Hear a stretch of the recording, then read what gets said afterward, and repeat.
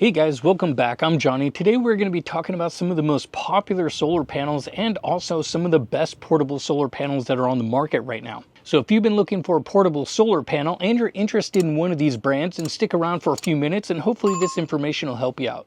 Now, I brought 7 different solar panels to test throughout the day, but we're also going to talk a little bit about managing these because it's not always about what's bigger and better. It's also about setup, not to mention takedown, and also storage, especially if you're using these in an RV. Because sometimes when it comes to solar panels, bigger really isn't always better if you don't have somewhere to put it. So now let me introduce you to the solar panels I brought, and then we'll kind of get started with the testing. Now, this is Renogy's 220 watt semi-rigid solar panel. Now, even though it looks the same, this is Renogy's brand new 300 watt solar panel now using N-type cells. Now, this is Pecron's 300 watt solar panel, and even though it is kind of flimsy, the performance isn't horrible, but it's also just not very fun to move around, and it's something I don't recommend. Now, this is Renogy's 400 watt panel, and as you can tell, there's a little bit of consistency here because this type of panel is becoming very popular and it's becoming a really good seller. So if you take a look at this 400 watt panel, and then if you look at the 300 right next to it, not to mention the 220 that's right next to that one, they're all the same style, just a little bit different in size, but you can tell there's not too much difference between the 220 and the 300. And now we have this big 450 from Zoop. Now, this is something that's also becoming very popular because, again, it has that same style that we saw with the Renogy solar panel, which has new N-type cells and 16 bus bars, and so far has already been a real popular seller. And then we have this thing, which I get it, and I like the fact that they're trying to be different, but it just doesn't perform that well when it's in this configuration. I've taken this apart and just put it on a long straight rod, and I actually found that it performed really well, and I was able to get almost 500 watts out of this particular solar panel. So I'm not really sure what the idea is behind this, but hey, I get it. You want to be different? That's okay. And then we also have this, which is EcoFlow's 500 watt kit that you can buy, which this is a bifacial solar panel, which this is also becoming very popular, but there are a few drawbacks on it that we're going to talk about. Okay, so let's talk setting up because that is part of the solar panel experience when it comes to portable solar panels. Now, when it comes to this Zoop and also the 3 Renogys in the back, obviously those are all going to be pretty much the same. The only thing that's going to differ is going to be the size, obviously. This 450 is relatively big and takes up a decent amount of space and is over 30 pounds versus the 400 is just slightly smaller. But this 300 is definitely a lot more manageable along with this 220. And of course, it all depends on what you want. If you're power hungry like me, I like the big power, but after I've been using these for a little bit, I've been kind of to find out that, you know what, these are kind of big. But when it does come to setting these up, if you look how easy this is, setting up one of these panels is all the same. They just simply flip right open, you kick the stands out in the back and you lay it down and then you are done. So that is one reason these are becoming so popular, is just because of that reason alone, is setting them up and the performance is decent out of these. Okay, now when it does come to this one here, again, I said this was kind of a flippy floppy thing. It is super thin, and not all of them that look like this are actually this thin and this floppy. It actually didn't do bad throughout the test today, but just kind of setting it up and moving it was something that I didn't particularly enjoy because it was just very finicky and it's just not as quick as those over there.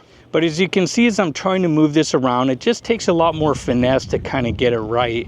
And it just is a little bit more annoying after you've used something like these and it's so quick and easy. So that's one reason I don't like this particular panel, and I just think there's better options out there. Now, when it does come to this Jackery Saga 500, this is actually not a bad panel when it comes to setting it up. You can just kind of open it up like an accordion, and then you lay it down and that's it, because that's how they tell you to do it. There's not really any direction you face it, north, south, east, west, it doesn't matter. You throw it out there and then you just kind of hope for the best. Now, when it comes to the EcoFlow panels, these ones take a little bit more to set up because you get 2 in each bag. And so then you'll have to set up one individually and then the next one and the next one, and you'll plug them all into each other. So later this ends up becoming a problem, which you'll see. But another thing too is that these are glass.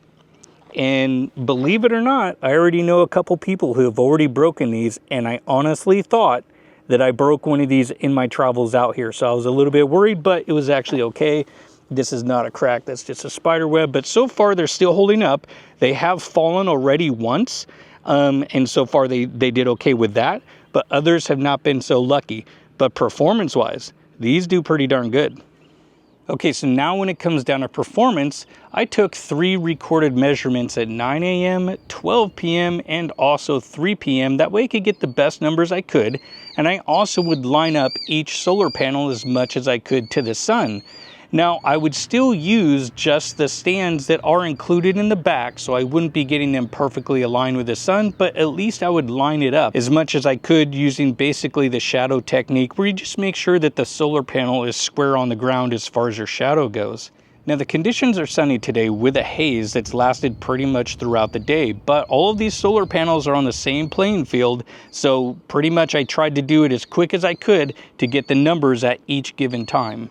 Okay, so when it comes to this 220 watt from Renogy, as I did my 9 a.m. test, I was getting about 155 watts out of it.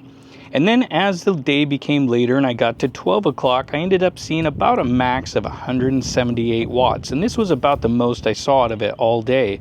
And then as the day went, the temperatures did rise. So all of them would suffer from heat soak. And so 177 watts was the most I was able to get out of this on the third attempt as well.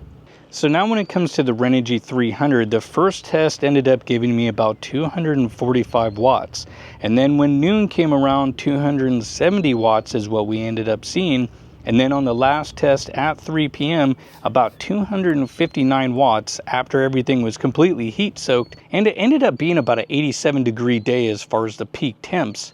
Now when we go to this 400 watt Renogy, the first test ended up bringing me 285 watts. And then as noon rolled around, 330 watts was about the peak that I would see. And then 3 p.m. rolls around with another measurement of 325 watts. Now when it comes to this Pecron, honestly, I'm just not a fan of this. It's just not something I really recommend when there's other options out there, unless the price of this thing really drops, but even then. But you know what was odd is that the solar output was super consistent. In the morning at 9 a.m., I ended up seeing 225 watts. At 12 p.m., I ended up seeing 221 watts. And then again at 3 p.m., 222 watts.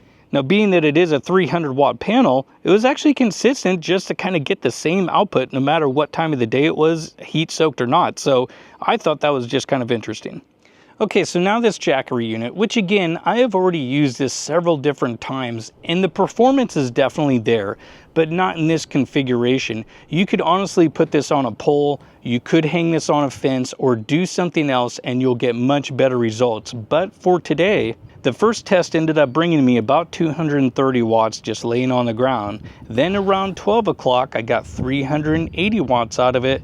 And then the last test at 3 p.m. ended up bringing me about 330 watts. So again, it's just kind of an oddball configuration, but there are some advantages to this thing, which you will see in just a little bit. Okay, now the super popular Zoop 450 solar panel. Now, this is becoming one of my favorites for a couple reasons. One, because the output, the new N-type cells.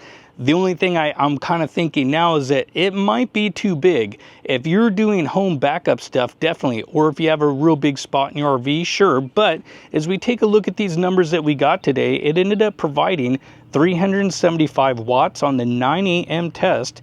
And then for the 12 p.m. test, I ended up seeing 415 watts. And then of course, as heat soak set in, it was getting 415 watts again on the third test. So nice and consistent, but that was the max I was able to get out of it on a hot day like today.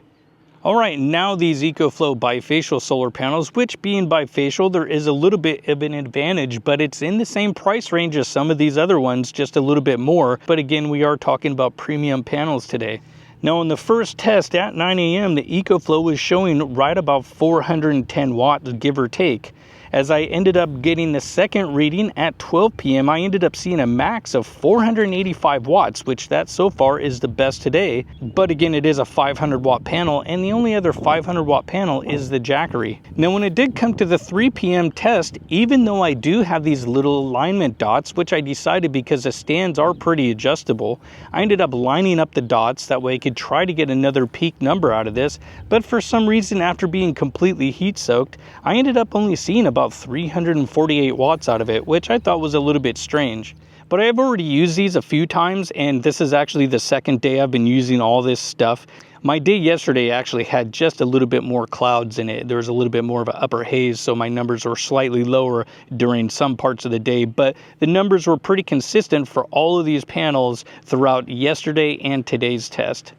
Now, as we take a look at the average watts overall, I did find out with the asterisks around the EcoFlows because I found one connection that wasn't plugged in. So that means one whole solar panel was not providing anything, hence the low numbers that we saw on that last test. Now, as we take a look at the highest percentage of rated watts, technically that EcoFlow should have been in first place due to the fact that I made an error in not checking connections. But regardless, the Zoop did very well along with that Renogy 300 watt solar panel. Now, when it does come to pricing, I did take a look at average pricing at the time of this video, but you will also find discounts down below in the description and comment section if you're interested in any of these solar panels that you saw today.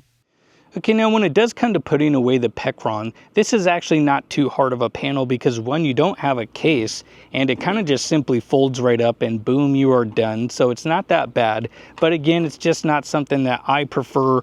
If it's something that you find on maybe a super sale and you want something, but I also don't like ribbon solar panels that much because this is a fail point is in between here, so I'm just not a fan of those, which is why I like these. When these came out, this was something I was definitely on board with. When it comes to the Jackery, now you know what, this is actually super cool when it comes to setting it up again because it's an accordion. So when it comes to also putting it away, it is also something that doesn't take long and it just goes right into the case and it will fit lengthwise in most storage compartments in an RV. So this is actually not bad when it comes to that. And if you wanted to buy it and put it on a pole or something to straighten it out, that wouldn't be bad, but the price on this thing is insanely high, so it needs to drop down a lot before it's even something that you can kind of consider. Now, when it does come to the Zoop solar panel, this was a top performer today along with the EcoFlow and that 300. These three panels are definitely, I think, best buys if you're going to be buying something because this one comes with a cable with a lot of different connections, so you can plug it into a lot of different power stations, and it has this design that I like, which again, it simply just unfolds and it really makes it easy to set it up.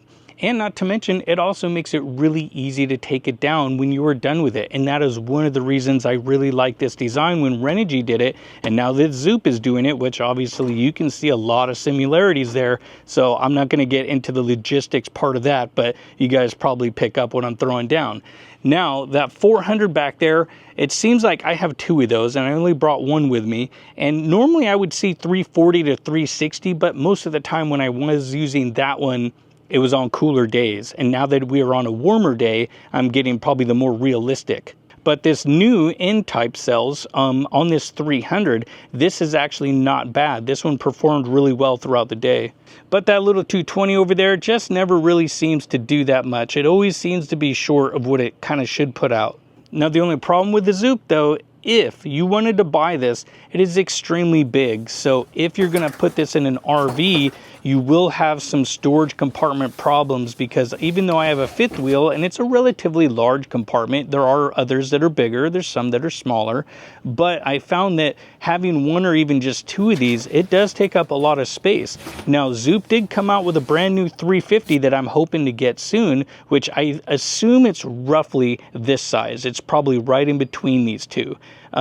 So I'm wondering how that compares as far as size, but same technology, N-type cells, 16 bus bars. So that might be something else. I can leave some information below. You can check it out and check the pricing because these were on a super sale and they're very competitive as far as the price with these other ones. Now, you do have Renogy that's been around a long time, so that might be something to consider when it comes to purchasing something, because I know some people like companies that have been around for several years versus Zoop is a little bit newer, but you know, I think so far their customer service is okay. I can't really quote too much on that because again, they're still kind of new, but they do have a great product as far as this goes. All right, so now let's talk about these because I have a small love-hate relationship with them. One is that they are glass, and so they are fragile, and again, somebody broke a couple. Now, one of the things that would be cool is if they made a screen protector that you could put on there, and it would just make them so much more durable. But a friend of mine had it crack from the backside, and then I saw somebody else on a forum post that he had his crack as well. And being that these are kind of skinny, yesterday there was a little wind that kind of kicked up. One of them actually did blow over, but you know, kind of landed in some of this kind of mossy grass stuff, so it was okay. But that was also something else I was thinking about. Now, another thing too is transporting these.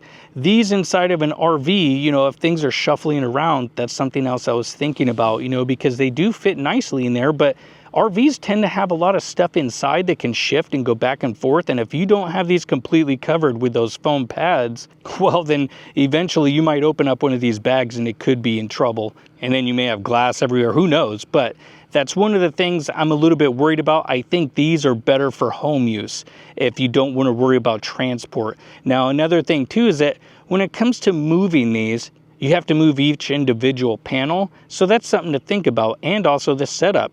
You have to set up each individual panel, plug each individual one in, and then do the reverse.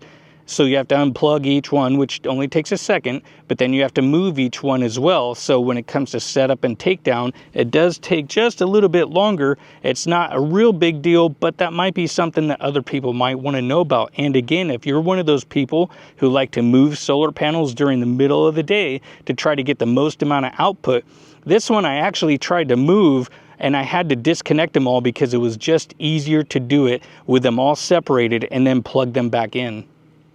Well, now that all this is over, I will leave the information down below. If you guys buy anything, I definitely appreciate it. It helps out the channel. Now, which one of these would you buy? Let me know down in the comments. I hope you guys liked the video, and I hope to see you in another one.